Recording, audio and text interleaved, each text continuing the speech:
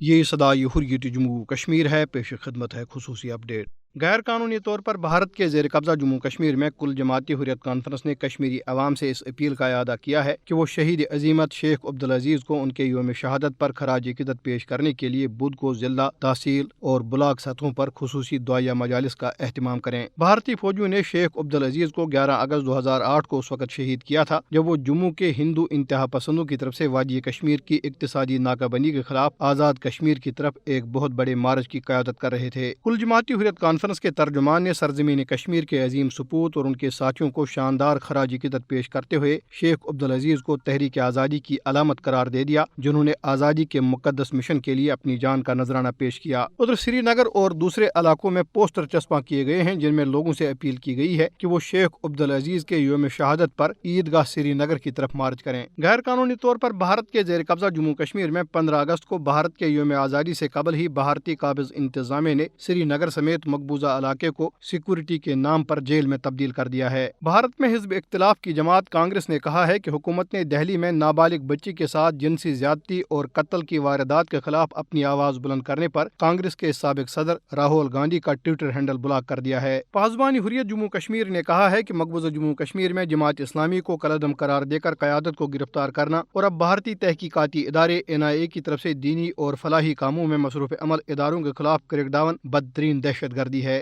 خصوصی اپڈیٹ ختم ہوا۔ بنگلہ دیش میں قائم انسانی حقوق کے معروف ادارے اودھیکار نے کہا ہے کہ گزشتہ 2 دہائیوں کے دوران 1200 سے زائد بنگلہ دیشی بھارتی فورسز کے ہاتھوں مارے جا چکے ہیں، جبکہ صرف گزشتہ برس یعنی 2020 میں بھارتی فوج نے 51 بنگلہ دیشی شہریوں کو قتل کیا ہے۔ جہاں ایک طرف بھارت کی BSF فورسز بنگلہ دیش سے متصل سرحد پر نہتے بنگالیوں کو نشانہ بنا رہے ہیں، وہیں دوسری طرف دہلی سرکار کا جنونی گروہ بھارتی صوبہ آسام میں جن مسلمانوں کو نسلی بنیاد پر خوف ہراس میں مبتلا کر رہے ہیں، ان میں خاص طور پر لاکھوں بنگالی مسلمان بھی شامل ہیں جنہیں آج جبرن بنگلہ دیشی قرار دیا جا رہا ہے، اور آج ان کا جان و مال، عزت و آبرو سب کچھ داؤ پر لگ چکا ہے۔ رواں برس مارچ میں جب نریندر مودی نے بنگلہ دیش کا دورہ کیا تو ملک بھر میں اس کے خلاف پرتشدد مظاہرے بھڑک اٹھے۔ مظاہرین مودی کو بجا طور پر انسانیت کا دشمن اور مسلمانوں کا صفا قاتل قرار دے رہے تھے۔ اس امر میں کوئی دو رائے نہیں کہ جب سے نریندر مودی کی قیادت میں بھارت کی ہندو انتہا پسند سرکار بھارتیہ جنتا پارٹی بھارت کے اندر برسر اقتدار آئی ہے، نہ صرف بھارت کے اندر اقلیتوں کا سکھ چین برباد ہو چکا ہے، بلکہ ہندوتوا کے فرسودہ نظریے کو تقویت دینے کے لیے مودی کی جنونی سرکار کی شاطرانہ سازشوں کے سبب اس کے پڑوسی بھی عاجز آ چکے ہیں۔